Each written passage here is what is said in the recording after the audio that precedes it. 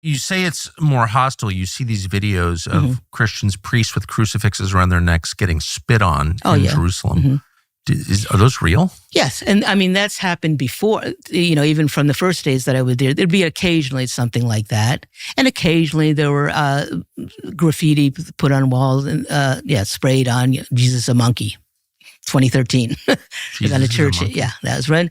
In Tabka, where the multiplication of the loaves and the fish, a Catholic community, graffiti there, talking about getting rid of the idols or something like that, some sort of Old Testament statement, and burning a statue of the Virgin Mary in parts of the monastery there. So, but that was a small segment. Like even at that time, Ben Gvir and Smotrich were like sort of outcasts in Israel. They weren't the prominent members of Israeli society and what they represented in those religious zealots of it. But now they are in power. And they're dominating everything. And they say sometimes that if the Israelis didn't have the Palestinians, there'd be a civil war between the secular and the religious Jews, which is true. That's what happened. There's enormous tension. Yeah, enormous. Sure. That's it. Do you know anyone who's been spit on? Any Christians who've been spit on? Me. You've been spit on? Of course, yeah. What do you mean, of course? That's disgusting. Yeah, well, but that's the least of it. That's the least of it. But again, I'm saying this as a perspective, from the perspective of someone who lives in a majority Christian country that's paying for all of this. Right. So that's kind of that's the mentality. Or I'll tell you a story. My father is a priest, right? A Greek Orthodox, and he was wearing a collar suit. He visited one time, and we visited the town of Taiba. And there was a checkpoint before you enter into the town. Can you give us perspective? Where is Taiba? Taiba is biblical Ephraim. It's when Christ, after he raised Lazarus from the dead, he went about 10 miles to the northeast of Jerusalem, Bethany area, to prepare himself before he would come back to Jerusalem for his crucifixion. Ephraim is known as the town of compassion, of solace. Even in the time of Saladin, it was called Ephraim. It's now called Taiba, which means the good or the beautiful. So it sort of had that reputation. So he went there to prepare himself for his crucifixion. 20 miles, not even 20 miles from Jerusalem.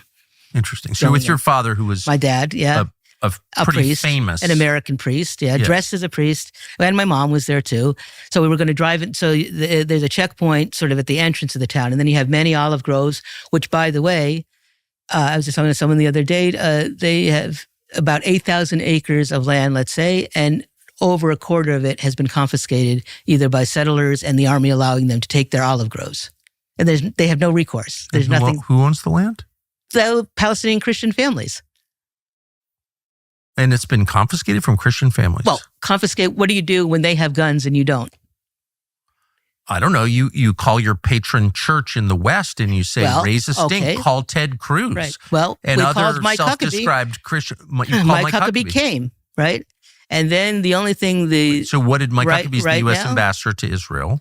He said he was very concerned because also it happened, which there's 3 churches in Taiba, an Orthodox, Greek Catholic, and Catholic. And there's also the ruins of a 4th century church that still partially stands, and people will still go there sometimes. Not full services, but just to be at the spot. It's a place that was built by St. Helen in the 4th century, Church of St. George.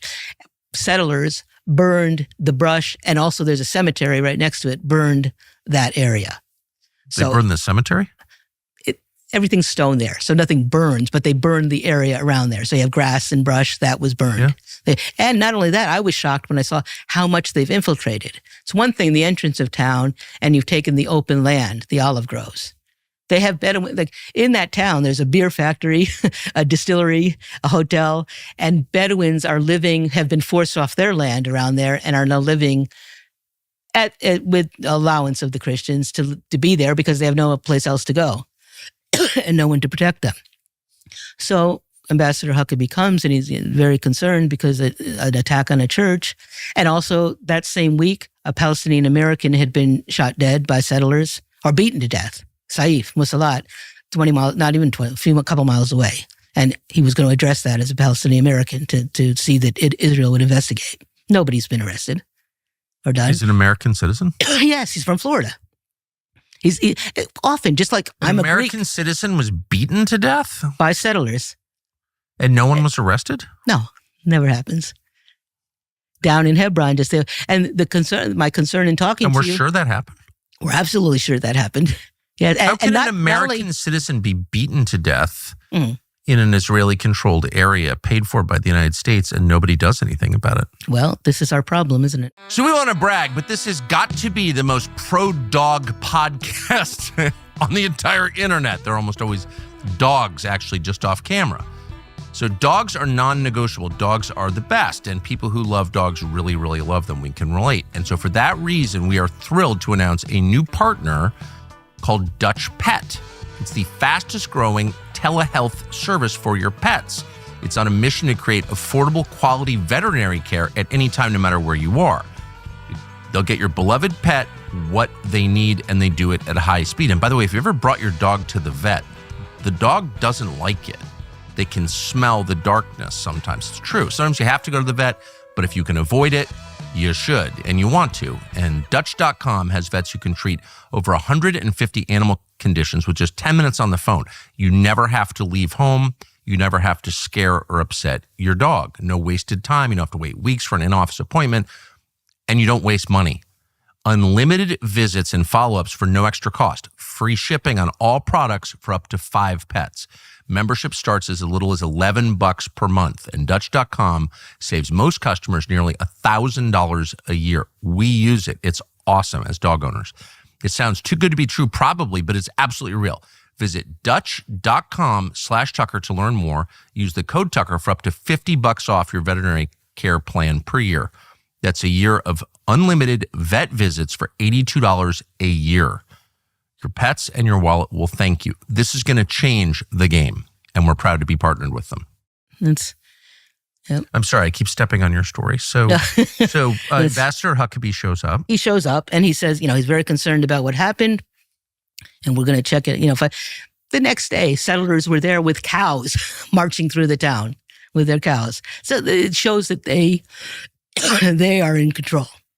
And not only that, just a couple days ago, this is a week after he's been there, in the Bible, there's the story of Ruth. One of the women in Taiba is married to she's a Greek American, married. They met in school in Boston. They got married. He was going to business school, her husband. He came back to Palestine to establish the business. She goes with her husband, becomes Palestinian, going to care for the people of his nation. She got a PhD at Harvard. She's written books about the Holy Land, and with the sales of those books, little by little, she visited parishes in America, and she raised money so that they could build 30 homes for Orthodox people. So those homes cars of the people in those homes were burned the other day, and there's graffiti again on the wall, and it names another village, and it says, "You're going to regret this." And the rest, I talked to 2 Israeli people who are from Israel, and they couldn't even decipher the top part. So, because it's very interesting. A lot of the settlers are actually people from Brooklyn, New York. Yeah. They have dual citizenship. And they go back and forth between freely. They can go to Ben Gurion Airport, go through Tel Aviv to come to the settlements in the West Bank. But those people in Taiba, who are actually American citizens as well, they can't go through Ben Gurion Airport. How is it that an American citizen can't go through Ben Gurion Airport? Because he's also a Palestinian. Are you sure? I'm absolutely sure. Yes. They have to go through Jordan. And right now, through a border that is controlled on one side by Israel. And right now it's so difficult. They only open for, I've been told, from 8 to 1 or 2. And you've got thousands of people trying to come through, right? So you could be there for hours and you may not get through that day. People make plans to, the only way Palestinians can do anything to be free is to go to another country. I mean, even for a vacation or something, you don't feel free in your own country. I used to feel that when I was living there. In the summer times, that's why I would travel to different countries, because within Israel and Palestine, you feel like you're in prison. You can't feel like a person. And so if you have the opportunity to go away, to breathe a little bit, you do that. Since you are an American and you obviously know people in positions of authority, when you come back to the U.S. and tell these stories at dinner, what do people say? At dinner, they show concern when you tell the story. But again, it seems too distant for people, Or I have also, you know what? Since I've talked to people in our churches, and I'm trying really now to focus on organizing, because people say, "How can we help?" Now they're really seeing the gross things that are going on. Where do we send money? What do we do? Yes, people need money, but what we really need is political change. So I'm sort of bordering on 3 different congressional districts, and we've tried to set up appointments with our congressmen. They've thrown us off. I'm talking about middle-aged women trying to go see their congressman. They don't want, when you tell them what you want to talk about, they don't want to make an appointment for you to be able to educate them. I did, and then I wrote a letter to my congressman, Nicholas Langworthy. He writes back an Israeli bullet point, an AIPAC bullet point reply, basically saying, Hamas is the problem, and it's okay to send weapons over there. So, but little by little, we have to go and keep educating. If enough people keep knocking on the doors and saying, we don't like what we're doing. Why are we sending billions of dollars to Israel, and then we're cutting Medicaid, we're cutting, people don't have jobs in his district. In fact, I was listening in on, he did a phone town meeting or whatever. And most of the people were concerned because they didn't have enough money for groceries, or, what was going to be done with their health care in the coming months and years. And then no questions about, he didn't take my question on the thing. I wanted to ask about Israel and why we were sending more offensive weapons. We're not talking about, don't play this game. Nothing wrong with the Iron Dome and protecting yourself. You're in a tough neighborhood. I'm talking about assault rifles, which was just passed again, to give assault rifles that Ben Gvir then just gives into the hands of settlers, who then kill the Palestinians in the West Bank. And we're financing that. So some of the people, have you not had enough? You really want this done in your name?